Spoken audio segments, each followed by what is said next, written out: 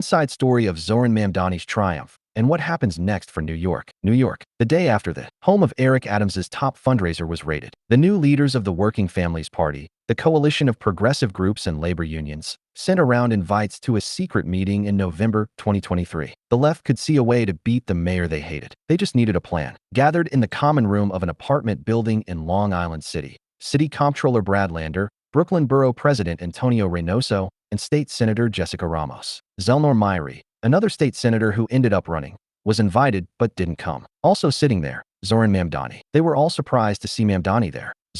Is Zohran thinking of running? Working Families Party co-chair Anna Maria Archila, who helped organize the meeting, told CNN as the votes were coming in, recalling the reactions that went around. "I was like, I don't know, but I know he's thinking about who should run," Archila said. In that first meeting and several that followed, the other potential candidates closer to launching kept their plans close to their vest, but Mamdani was eagerly participating, pitching, and proposing ideas. Over coffees, he kept saying they needed to find some candidate to run on freezing the rent. He built a platform and staff out of the Democratic Socialists of America. Last summer, Mamdani told Archila he was jumping in. He wanted to combine what Representative Alexandria Ocasio-Cortez and Brooklyn City Councilman Chiasi had done in breaking down traditional politics with compelling social media and a plan to knock on 1 million doors, he said. He asked when the WFP would announce which candidate it would rank first on its primary slate and told her, "Give me as much time to get there as possible." Those days, Mamdani was still driving back and forth to Albany with his friend and close ally,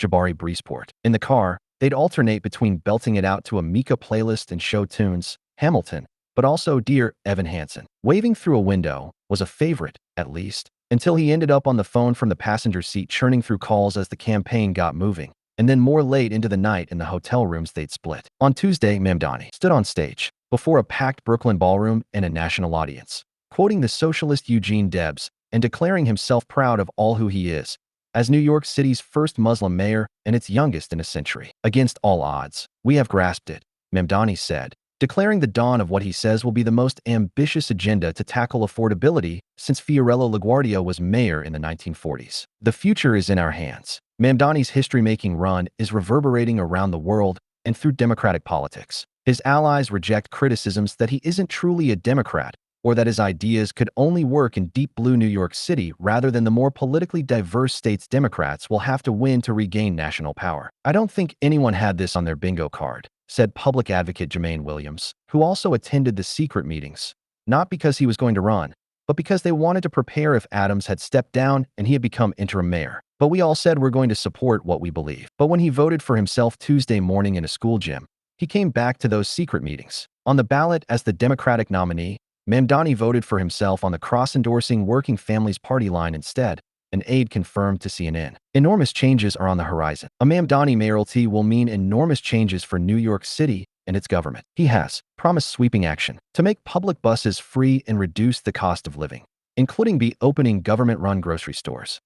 How he got here after his primary win and what happens now, according to CNN's conversations with 36 advisors, politicians, operatives, donors, and others involved in Mamdani's campaign and beyond in city politics, was more hairy than a run against a disgraced former governor in Andrew Cuomo and a perennially kooky New York character in Curtis Sliwa might have seemed. "We understood this was not going to be the last phase of the fight," Archila said, thinking back on primary night. "The billionaires didn't spend $30 million to just fold their tent." The Mamdani campaign's post-primary internal polling surprised them. Nothing, positive or negative, seemed to be moving voters in either direction. They gave up trying to win voters over, instead going with funny ads and videos parodying The Bachelor and Survivor that spread on their own among supporters. "We leaned into the vibes," said one person involved with campaign strategy. Archila and others were a little worried about Mamdani's campaign by the end of the summer.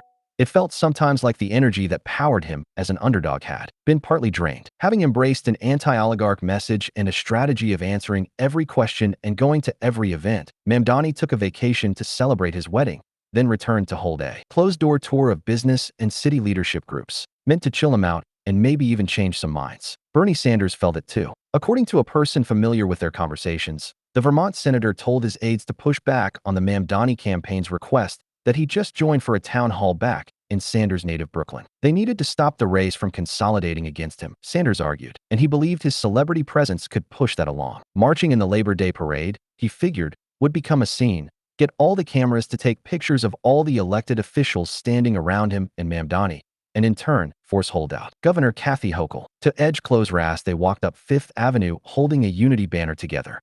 The day before, on the first Friday in September, Sanders stopped by Trevor Noah's podcast studio. He was walking out of the bathroom before they started recording when an aide held up a phone with the video. Just posted of Eric Adams at Gracie Mansion, calling Cuomo a snake and a liar. Throwing the former governor in with Mamdani as two spoiled brats, he was determined to beat himself. All right, the Vermont senator said, pumping his fist. Adams staying in, Sanders said, was going to make getting back on track easier. He's still going to drop out, the senator said, according to a person who relayed the reaction to CNN. But this is very good news. Cuomo and his aides watched the same Adams event, trying to convince themselves that it didn't matter much if Adams stayed in, according to one person familiar with the matter. But the former governor had been obsessing about pushing Adams out of the race going back months before even Cuomo launched his primary campaign in February, running on a sense of perceived inevitability. I've got to get Adams and Sliwa out, and then I'm going to win, Cuomo kept saying, according to an operative who spoke with him but didn't sign on to his campaign. I know who to call.